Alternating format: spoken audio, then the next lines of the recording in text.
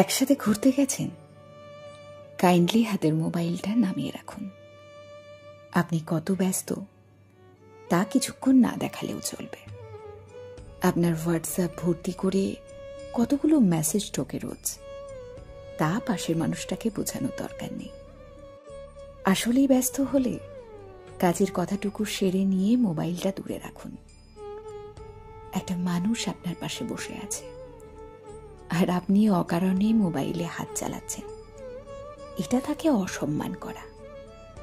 এইরকম ছোট ছোট বিষয়গুলো একদিন আকাশ প্রমাণ দূরত্ব নিয়ে আসে।